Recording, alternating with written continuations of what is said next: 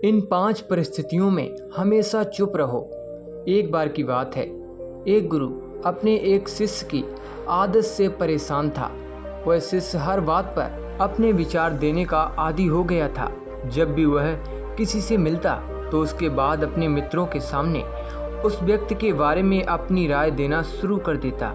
आश्रम के लगभग हर छात्र और शिक्षक के बारे में उसकी अपनी सकारात्मक या नकारात्मक राय थी, जिससे वह बिना सोचे समझे लोगों के सामने रखता था।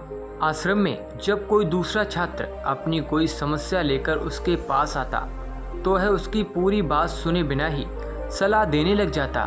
वह अक्सर अपने मित्रों से कहता रहता कि तुम्हें यह काम ऐसे करना चाहिए था या वह काम वैसे करना चाहिए था। उसे अपने आसपास की चीज़ों के बारे में जो भी अधूरा ज्ञान था उसे दिखावा करने के लिए वह मित्र के बीच चर्चा में लाने की कोशिश करता।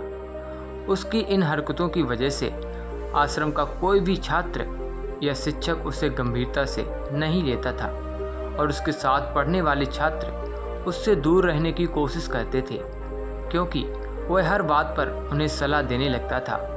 कोई भी उसे अपना मित्र नहीं बनाना चाहता था और छात्र अक्सर उसकी पीठ पीछे उसकी इन आदतों का मजाक बनाते थे। उस लड़के को यह भी पता था कि उसकी ज़्यादा बोलने की आदत के कारण कोई उसे पसंद नहीं करता।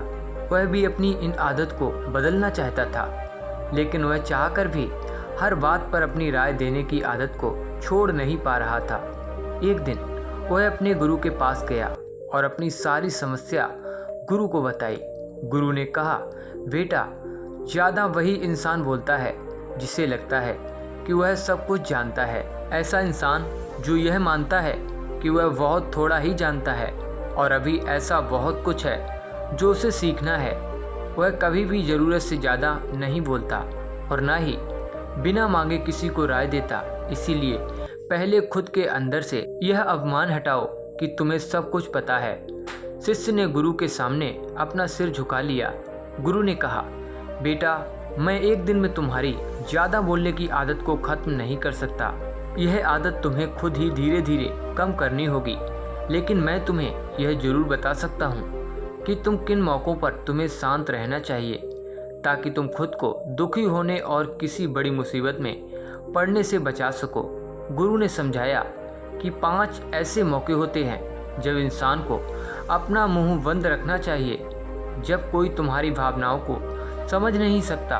अगर तुम्हें लगता है कि कोई तुम्हारी भावनाओं को तुम्हारे शब्दों से नहीं समझ पाएगा तो उस समय तुम्हें चुप रहना चाहिए। लोग अक्सर अपने दुख और परेशानियां दूसरों से साझा करते हैं, लेकिन ज़्यादातर लोगों को इससे कोई फ़र्क नहीं पड़ता कि हमारे जीवन में क्या हो रहा है। वे केवल खुद से मतलब रखते हैं और खुद की तारीफ सुनना पसंद करते हैं। ऐसे में अपनी बातें साझा करने का कोई लाभ नहीं होता सिवाय कुछ करीबी मित्रों और परिवार वालों के। जब तुम्हें किसी विषय पर अधूरा ज्ञान हो, अगर तुम्हें किसी विशेष घटना के बारे में अधूरी जानकारी हो, तो उस समय उस विषय पर चुप रहना ही बेहतर है।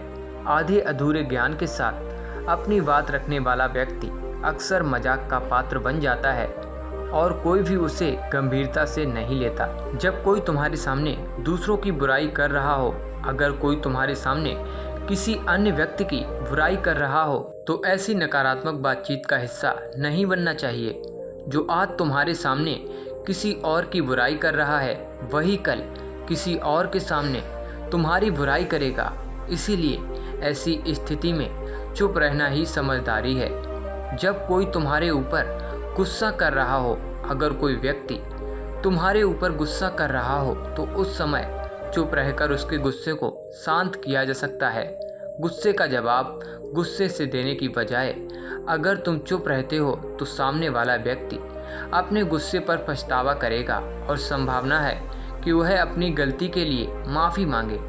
जब कोई अपने दुख साझा कर रहा हो, अगर कोई व्यक्ति तुम्हारे सामने अपनी किसी दुख भरी घटना या परेशानी साझा कर रहा हो, तो उसे ध्यान से सुनो। अधिकतर लोग केवल अपनी बात साझा करना चाहते हैं, वे तुम्हारी सलाह नहीं चाहते। इसीलिए जब तक वह खुद सलाह ना मांगे तब तक उन्हें कोई सुझाव मत दें। गुरु की बातें सुनकर शिष्य ने समझ लिया कि किन परिस्थितियों में उसे चुप रहना है। उसने गुरु को धन्यवाद किया और अपनी आदत में सुधार लाने का संकल्प लिया। अगर आपको यह कहानी पसंद आई हो और आप ऐसी ही और प्रेरणादायक कहानी सुनना चाहते हैं तो कृपया हमारे चैनल को सब्सक्राइब करें। सब्सक्राइब करने के लिए नीचे दिए गए बटन पर क्लिक करें और बेल आइकन घंटी दबाएं ताकि आपको हमारी सभी नई कहानियों के नोटिफिकेशन मिल सकें। हमें आपकी प्रतिक्रिया का इंतज़ार रहेगा।